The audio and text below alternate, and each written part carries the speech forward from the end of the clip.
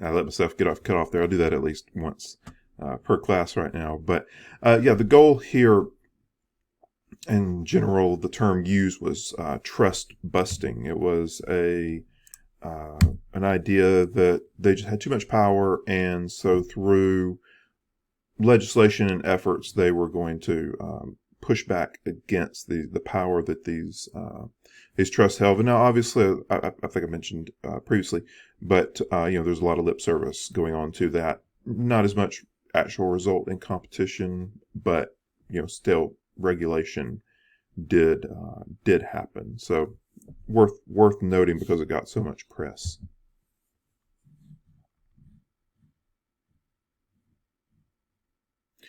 The major area that we tend to think of mostly with the progressive movement had to do more with social justice. It aligns more with our current view of progressivism, and so that tends to be the area that we give the most focus when looking at the history of it. So charities, settlement houses were one of the big ones. These institutions set up in urban areas to serve the needs of those growing populations, whatever they might be in their particular area. They tried to provide it, and a lot of women were involved in that process. As I mentioned previously, that was a rather important aspect of it.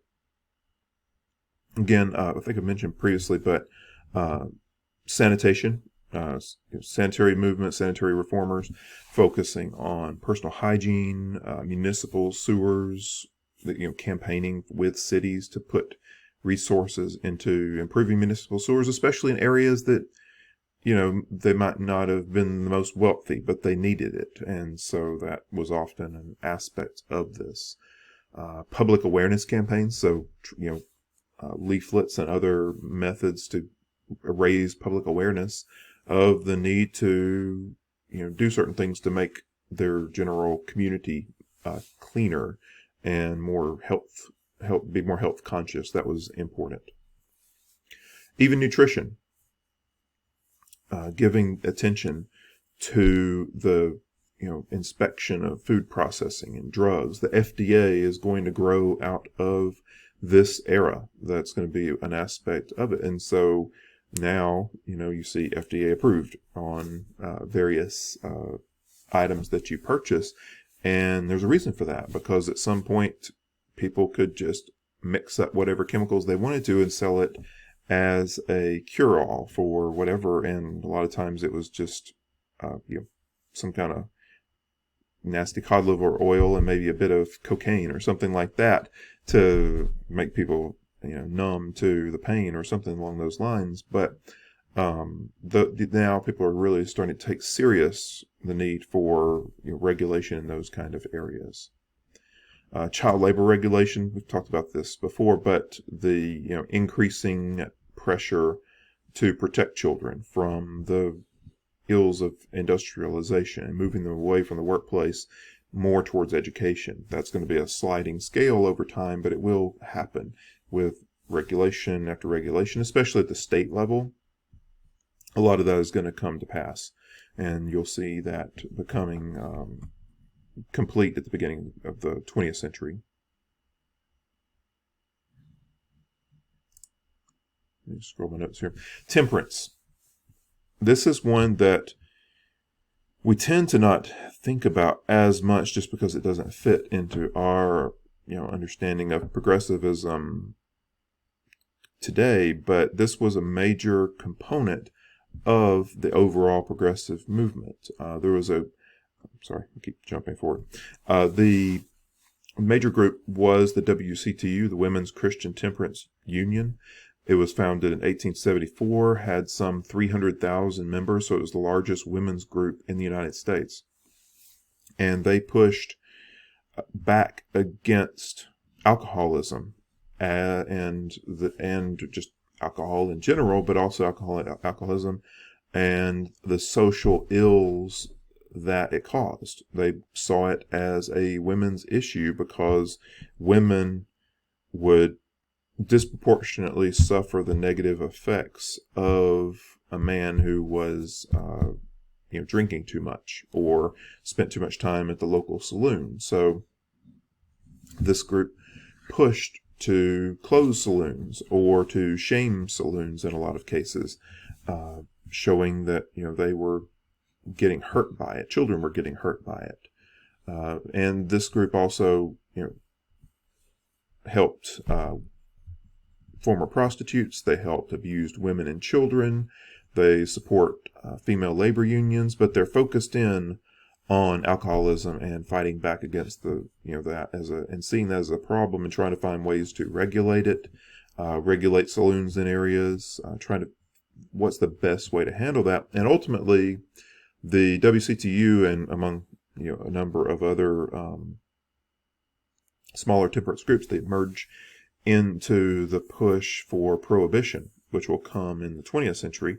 But that's going to be sort of the ultimate result of that, which will be an experiment in the United States that doesn't last very long, but that's going to be the ultimate result, will be that constitutional amendment pushing for the ban of the sale of alcohol. Women's suffrage is going to be a major component, again, something that will come in the 20th century, but after World War I. But that has its founding well back in the progressive movement. Women believing in that they deserve the right to vote as much as anybody else, and campaigning for that, and getting a lot of pushback on that it was unnecessary or undignified or whatever the argument may have been. And so women from the mid 1800s forward, it really had to overcome a lot of hurdles and lay a lot of groundwork so that once society got on board with the fact that women's contribution in the war really put them over the top in this regard. And so you see the fight for temperance, or the culmination of the temperance movement in the prohibition, and then you see the culmination of women's right to vote. So a lot of these progressive era pushes are going to have to continue for quite a long time, better part of half a century, to see ultimate results. And it's impressive to see that kind of lineage going into that.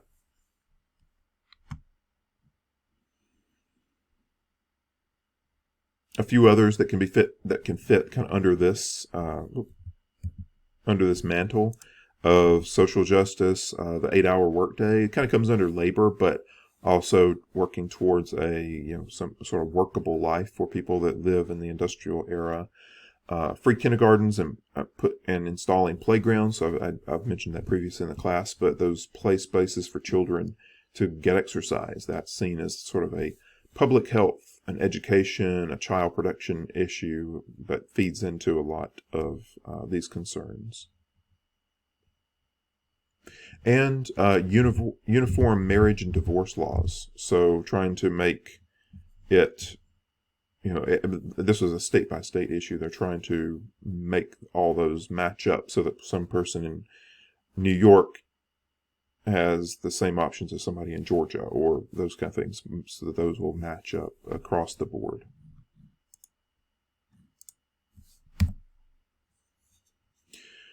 Religion is going to be a source of energy and moral weight for progressivism.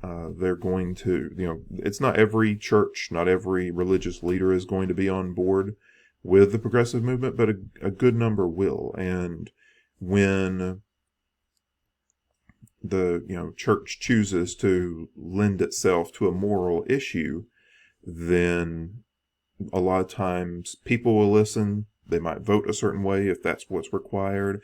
You might sway a politician's opinion if they think that a good chunk of society is going to, listen to this particular issue to the church. And so that can sway things, or it can, religion can guide money toward a certain issue. There's lots of ways that it could be of use, but, definitely a source of energy, people getting behind the support for various progressive topics. And in a lot of cases, it gives a sort of moral righteousness to an issue. The only time I've seen something like this myself, I remember coming from Alabama, the church there was particularly concerned about the effects of the state having a lottery. A lot of states have lottery. Georgia has a lottery that funds education for college education for basically anybody that wants it. Texas has lotteries. I imagine about most states do by this point. But when that came up in Alabama, the church basically, collectively, say church, the evangelical Christians, in particular, just clamped down on it, and they said not in this state, and they put a stop to it. And Alabama still doesn't have a lottery to this day. That's just the way that it works, and it was the same kind of thing in this era. The church choosing its battles, and certain areas to receive that kind of focus.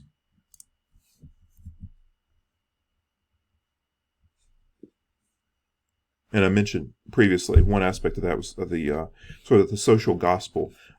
Churches putting their, more where the rubber meets the road kind of faith, choosing to, support very real aid to immigrants and people in especially urban areas, because those have often been abandoned by churches that have been there previously. Some new ones are moving in. They're built. Settlement houses are getting built, and those are part of that sort of social gospel movement.